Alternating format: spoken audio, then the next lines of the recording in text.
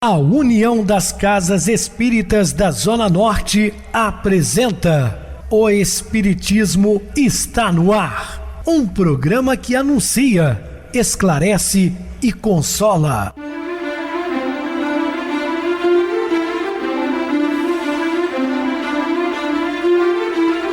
Não se turve vosso coração. Credes em Deus, credes também em mim. Na casa de meu pai há muitas moradas. Se assim não fora, eu vou-los teria dito, pois vou preparar-vos lugar. O Espiritismo está no ar. Sintonize esta frequência. Pare, pense na vida, faça perguntas. Uma ótima noite para você, muito obrigado pelo carinho, pela sintonia, Rádio Clube FM, sua voz e a nossa voz. Estamos no ar de segunda a sexta desde 2014 pela emissora, depois também passamos a atuar pelo YouTube. O canal é Viver _ Melhor, se inscreva, deixa seu like, sua opinião é sempre importante para nós. Ou acesse o YouTube, digite O Espiritismo está no ar, lá encontrarão vários programas, inclusive o do dia. Recebo carinhosamente meu querido amigo espiritista, trabalhador da Casa Espírita Maria de Nazaré, Adilson Reis. Uma boa noite, seja muito bem-vindo. Uma boa noite a você, Pedrosa, e a você, ouvinte da Rádio Clube FM. Estamos juntos novamente no programa O Espiritismo está no ar. Então, vamos estudar e aprender juntos. Que Jesus nos abençoe. Meus queridos irmãos, vamos estudar sobre cidade ou aldeia. Dúvidas, entre em contato conosco através do WhatsApp da Rádio Clube FM, que é 0 operadora 32 999 327758. Quer falar comigo? Utilize a TIM 988012675, o WhatsApp 9844949, novamente 59. O e-mail espiritismo está no ar, @hotmail.com. Interajam conosco, façam perguntas, tirem dúvidas, podem dar sugestões ao programa, estamos à disposição de todos os ouvintes. Vamos agora para aquele momento muito especial que é o nosso momento de oração. Sintonize esta frequência. O Espiritismo está no ar. Momento de oração. Você irá vencer. Guarde bem esta verdade. O seu mundo exterior é sempre o resultado do seu mundo interior. A vitória ou a derrota estão dentro de você mesmo. Como, porém, vencer? O importante é nunca se acreditar um perdedor. Em qualquer situação, pense: esta situação é possível de se resolver. Tenho coragem, tudo me sairá bem. Sou filho de Deus. Depois, entre em ação. Você sairá vencedor. A vitória é uma árvore que nasce da semente que você traz dentro de si mesmo. Estamos apresentando O Espiritismo está no ar. Bem, meus amados irmãos, estamos de volta com o assunto da noite, falando sobre cidade ou aldeia. E em qualquer cidade ou aldeia, Jesus mostra que não devemos ter preferência ou preocupação quanto ao local onde bem deva ser realizado, pois em todos os lugares existem espíritos necessitados. Nos ambientes pobres ou nos prósperos, em pequenas ou grandes localidades.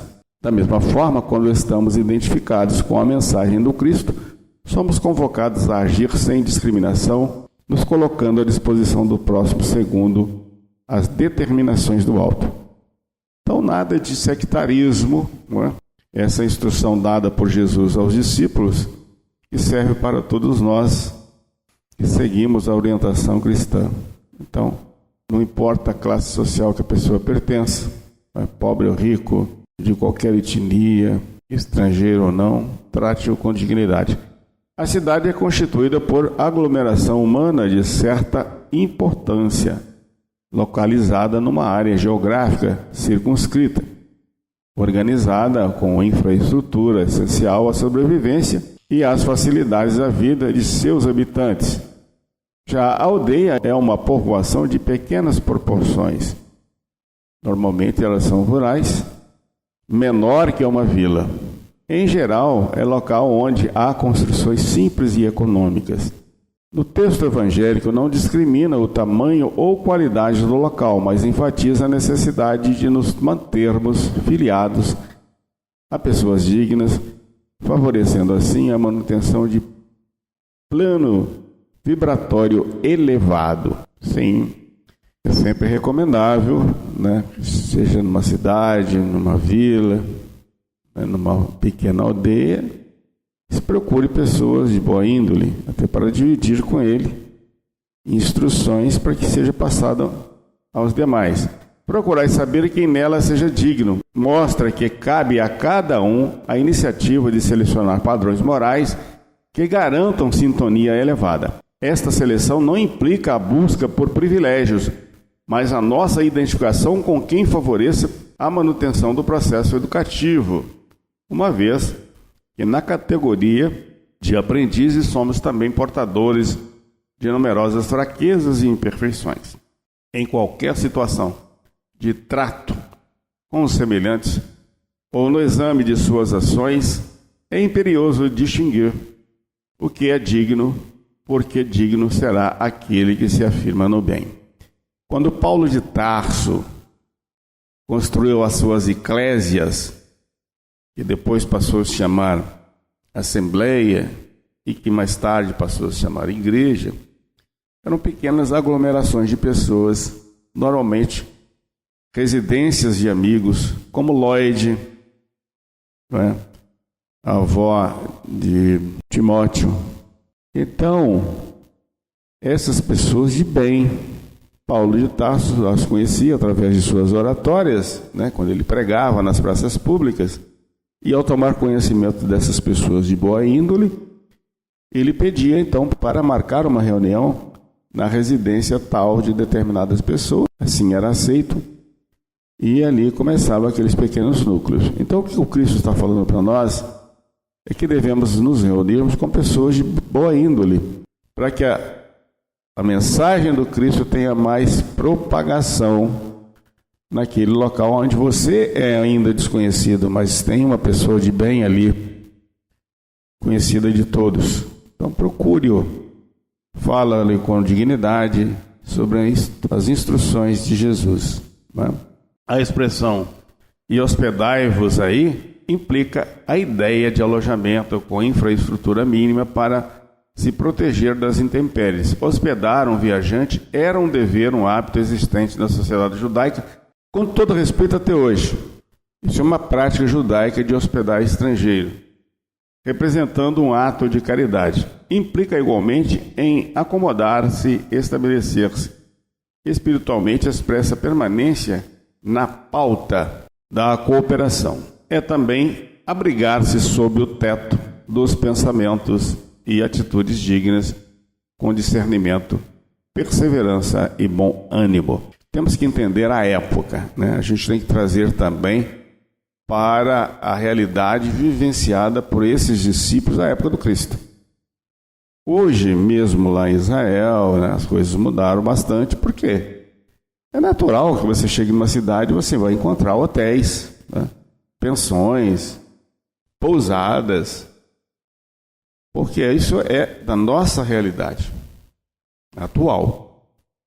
Mas isso cerca de 2000 e poucos anos atrás, não existiam essas hospedarias, a não ser aquela citada sobre a parábola do bom samaritano, mas isso era raro. Pouquíssimas cidades que tinham isso. Então era uma prática natural.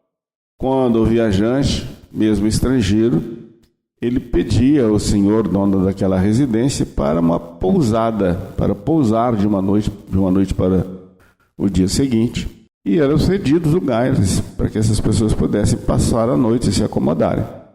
Normalmente numa palhoça, né? Não era dentro das suas residências, né, com todo conforto. O Cristo fez isso muitas vezes com seus discípulos.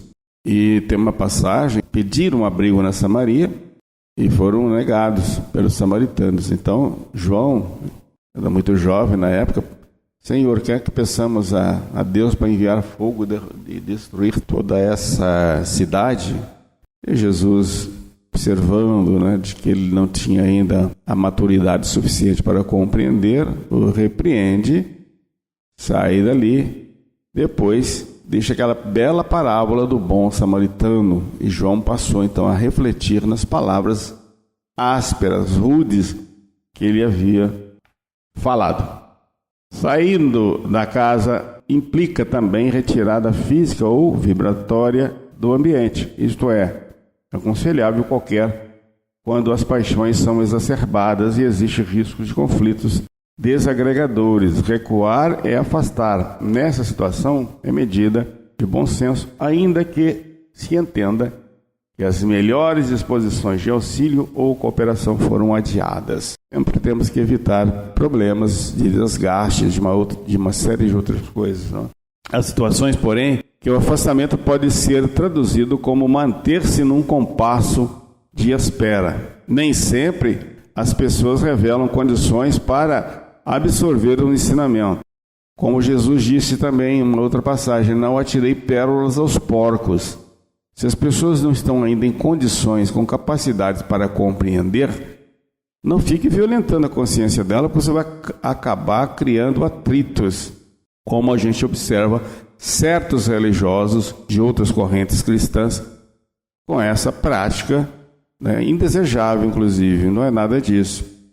Quando Cristo nos convida e de pregar o Evangelho a todas as pessoas, todas as nações, Ele não informou que nós temos que obrigar as pessoas. Nada disso. E se tratando do Brasil, é a maior nação cristã do planeta. Praticamente todos são cristãos. É preciso, pois, dar tempo ao tempo, a exemplo como faz Jesus. Permanece nos aguardando há milênios até que a maturidade espiritual nos alcance e estejamos prontos a aceitar o seu jugo.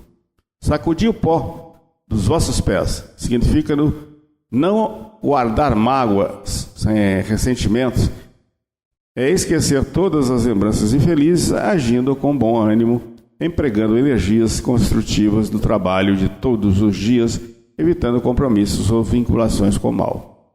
Natural é o desejo de confiar a outrem as sementes da verdade e do bem. Entretanto, se somos recebidos pela hostilidade do meio que nos dirigimos, não é razoável mantenhamos em longas observações e apontamentos que, ao invés de conduzir nossa tarefa a êxito oportuno, estabelecemos sombras e dificuldades em torno de nós. Portanto, devemos sempre trazer conforto e tranquilidade, e não sombras e desequilíbrios. A expressão "tendo Jesus saído de casa" revela a incansável dinâmica da forma dele agir: levantar-se, sair, dirigir-se, entrar, chegar, etc. E uma lição que nos alerta quanto ao imperativo do trabalho e da perseverança. Refletindo, vemos que o ato de sair de casa não se resume à mera rotina externa. Simboliza também a saída de nosso casulo mental, onde costumamos permanecer recolhidos, às vezes por séculos, no culto do egocentrismo, e de onde necessitamos afastar-nos sob novos fundamentos para cultuar os legítimos valores de vida. A outra informação do versículo, estava assentado junto ao mar, revela o local onde Jesus se posicionou para atender a multidão necessitada. Este local pode ser entendido como o mar das experiências humanas, ponto propício ao crescimento espiritual do ser humano. A saída se deu naquele dia, indicando que sempre surge um momento ou circunstância favorável à renovação individual. Tais ocorrências se manifestam nos acontecimentos corriqueiros, no dia a dia da existência, e representam bênçãos oferecidas pela bondade superior, mas que dependem da capacidade de a pessoa ver e ouvir para saber aproveitá-las com êxito. Assim, tendo Jesus saído de casa naquele dia, estava assentado junto ao mar, nos revela um episódio perfeitamente natural na vida de um habitante e de uma cidade próxima ao Tiberíades. O local, junto ao mar, indica para os que ouvem o chamamento ao trabalho de realização espiritual, o ponto adequado para se viverem novas experiências. Jesus estava assentado junto ao mar, mantendo-se na posição tranquila que lhe caracterizava o espírito, aguardando o instante de atender os espíritos necessitados e encaminhá-los aos ajustes necessários consoante a manifestação da lei de causa e efeito. E ajuntou-se muita gente ao pé dele, de sorte que, entrando num barco, se assentou, e toda a multidão estava em pé na praia. Mateus capítulo 13, versículo 2. Eis aqui um atestado fiel das ações de quem possui autoridade moral. Percebemos que todo coração que se lança ao esforço de renovação e trabalho efetivo no bem, ajunta outros corações em torno de si, sem restrições de qualquer natureza. Dessa forma, a multidão, carente de segurança e amparo, aproxima-se de Jesus, atraída pela sua poderosa vibração de amor. Da mesma forma, os princípios da caridade nos indicam que os laços de simpatia são importantes nas atividades de auxílio e cooperação com o Cristo. Sendo assim, é normal sejamos solicitados, buscados. Como a caridade extrapola qualquer horário para ser exercida, é imperioso manter o espírito pulsando na cadência da doação, porque o amor, sustentáculo do universo, pulsa em ritmo de eternidade, onde quer que se manifeste. A doutrina espírita nos auxilia esclarecendo a vida pródiga de sabedoria em toda parte, demonstra o princípio da cooperação em todos os seus planos. Cada criatura é peça significativa na engrenagem do progresso. Todos possuímos destacadas obrigações no aperfeiçoamento do espírito. Alma sem trabalho digno é sombra de inércia no concerto da harmonia geral. Naturalmente, o magnetismo de Jesus tinha uma feição não apenas terapêutica, mas de alta ressonância no que diz respeito ao redirecionamento da vida de muitos corações sofredores, oferecendo-lhes diretrizes mais felizes e mais gratificantes na condução da própria existência. A frase seguinte mostra que Jesus se assentou e toda a multidão estava em pé na praia. A multidão, pelo fato de estar em pé, define a sua disposição de aprender, de receber ou acolher as orientações vindas do Mestre. Estava em pé, isto é, pronta, preparada para aprender com segurança. E falou-lhe de muitas coisas por parábolas, dizendo: eis que o semeador saiu a semear. Mateus capítulo 13, versículo 3. A utilização de parábolas para ensinar indica que Jesus se encontrava perante uma multidão heterogênea, imbuída do desejo de crescer, mas ainda despreparada para absorver verdades espirituais em toda a sua plenitude. O ensino por parábolas lhes atendia às necessidades imediatas, preservando, porém, as orientações superiores, sem ocultá-las, as quais seriam utilizadas no futuro pelo Espírito, quando estivesse numa posição evolutiva melhor. Eis que o semeador saiu a semear, é a expressão que encerra profundo magnetismo. Trata-se de um convite dirigido aos espíritos abertos ao aprendizado, já que a mensagem do Cristo implica o lançamento de sementes nos diferentes solos humanos, uma vez que o Evangelho de Jesus, assim como a doutrina espírita, trabalham sempre a semente, raramente o fruto. O verbo sair implica significativa dinâmica operacional, semear sempre o Evangelho, independentemente dos solos e das circunstâncias, sem aguardar resultados dessa semeadura. Para tanto, é preciso abrir as portas do coração e sair do casulo cristalizado das conveniências, alimentadas e realimentadas ao longo dos tempos. E quando semeava, uma parte da semente caiu ao pé do caminho, e vieram as aves e comeram-na. Mateus capítulo 13, versículo 4. Este tipo de solo ou local onde as sementes caíram simbolizam as pessoas que permanecem à margem das orientações espirituais que lhes chegam durante a existência. Aqui vemos os indiferentes, achegam-se ao Evangelho, ouvem as lições e retiram-se. Seus corações não sentem os ensinamentos e, por comodismo, acham mais fácil abandoná-los. São terrenos ainda não preparados para a semeadura. São pessoas que, alheias, ouvem falar do Evangelho, mas que se mantêm indiferentes aos seus ensinos. Guardam em si a promessa de produzir quando as provações ou o conhecimento lhes marcarem a existência. Independentemente do indiferentismo humano, o semeador continua na sua missão de semear, oferecendo oportunidades a todos os que estiverem dispostos a conhecer o Evangelho. O texto fala que as sementes caídas ao pé do caminho serviram de alimento às aves. Não chegaram, pois, a germinar, ou seja, as pessoas representadas pelo terreno situado à beira da estrada foram totalmente refratárias ao Evangelho. Representam, sem dúvida, os materialistas de todos os tempos. Somente as reencarnações sucessivas, associadas ao aprendizado desenvolvido no plano espiritual, poderão reajustar os situados ao pé do caminho para as realidades espirituais e para a importância do Evangelho.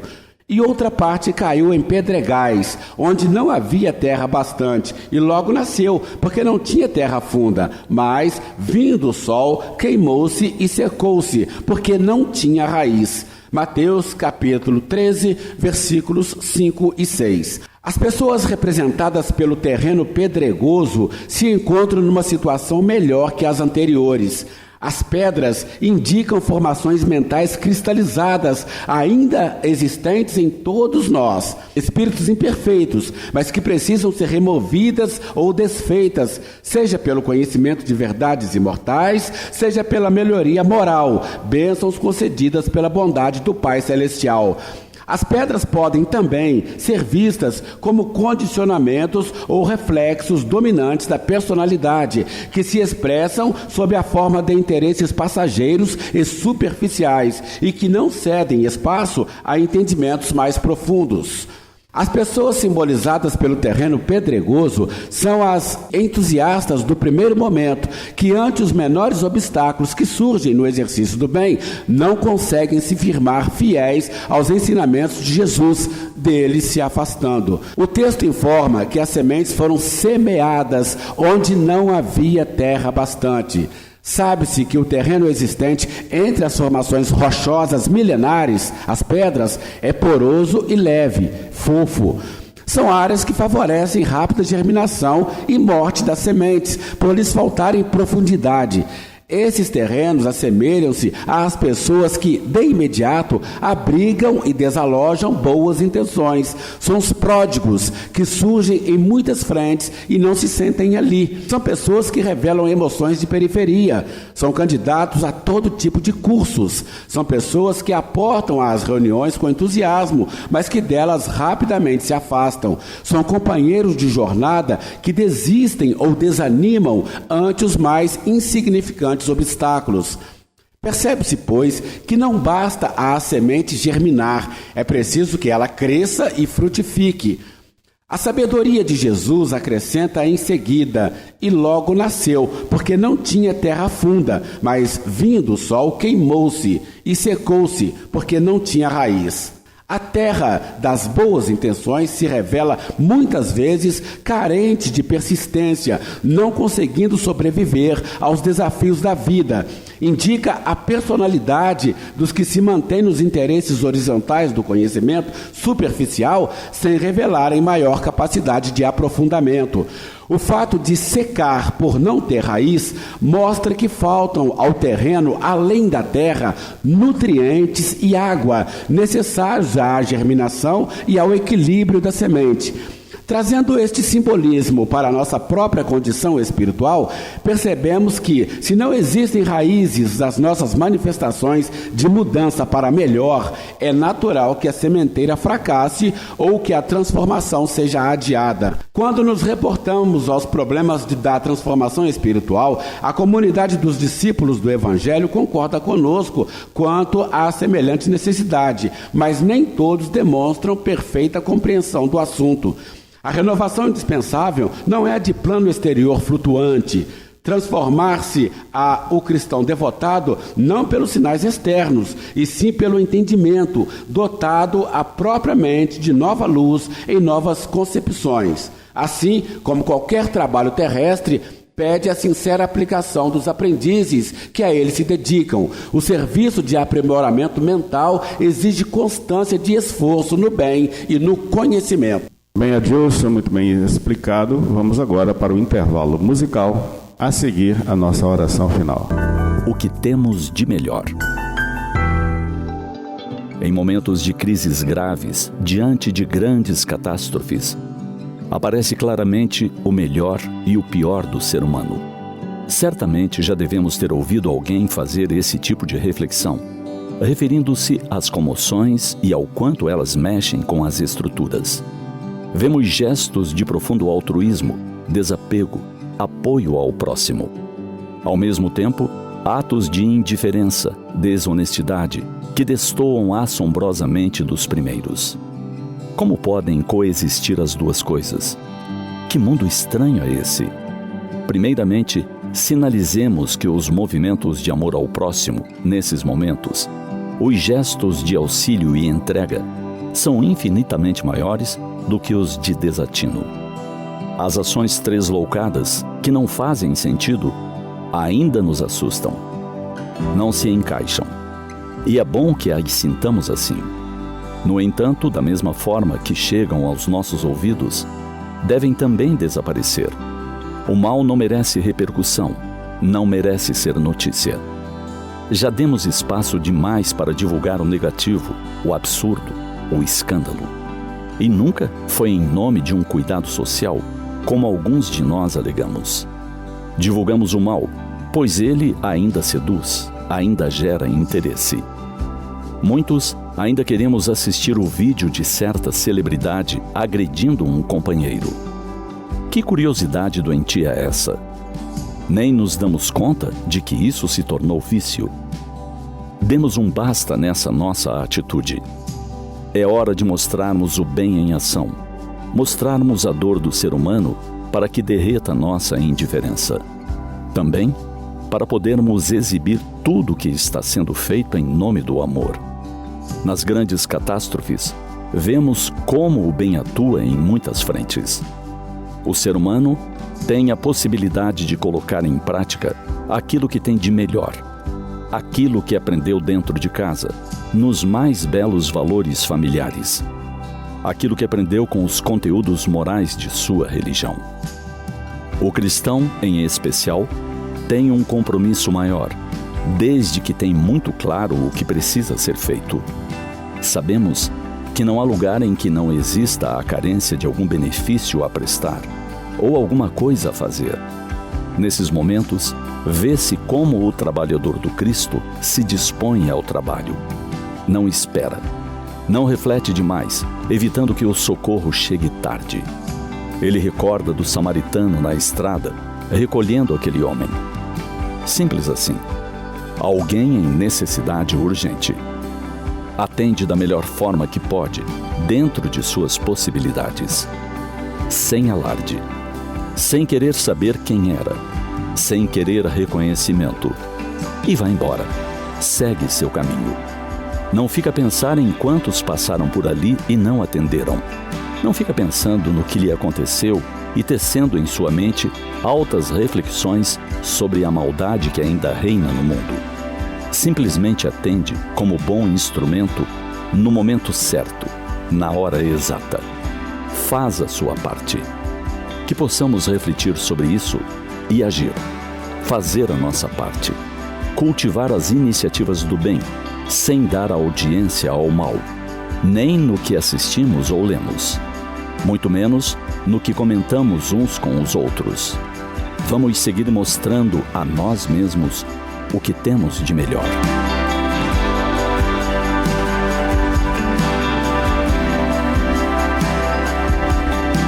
Sintonize esta frequência. O Espiritismo está no ar. Momento de oração. Queridos e amados irmãos em Cristo, devemos perdoar agora, hoje e amanhã, incondicionalmente. Recorda que todas as criaturas trazem consigo as imperfeições e as fraquezas que lhes são peculiares. E lembre-se, se as críticas dirigidas a você são verdadeiras, não reclame. Se não são, não ligue para elas. Pode ser que seja um defeito que possuímos, que devemos corrigir, e não nos esconder atrás dele. Formos criticados com aquilo que não fazemos, Faça ouvidos moco. Ou seja, não tem importância, não tem fundamento. Tudo aquilo que não tem uma base sólida não vai adiante, não prospera. Então não se preocupe. Não fique melindrado, chateado daquela coisa espalhar, porque não vai. O próprio universo não permite. Muita paz, que Jesus nos abençoe. Meu querido irmão Adilson, suas despedidas. Muito grato a você, Pedrosa, pela oportunidade de participar do programa de hoje. Obrigado a todos os ouvintes, a todos aqueles que curtem o nosso programa. Obrigado pela companhia e vamos juntos continuar estudando o Evangelho de Jesus e aprendendo cada vez mais. Uma boa noite a todos, que Jesus nos abençoe. Boa noite para você, Adilson. Muito obrigado pelo apoio aqui no programa. Boa noite também a todos os amados irmãos ouvintes do YouTube, internautas do Brasil, do exterior, nossos irmãos da Zona Norte e de Juiz de Fora, que nos acompanham com a rádio local 87,9 Rádio Clube FM. Continue ligados ouvindo a nossa próxima atração, o programa Batidão com o DJ Tico, a seguir na voz de Ailton Moreno, Encontro Central. Boa noite a todos e até amanhã, se Deus quiser.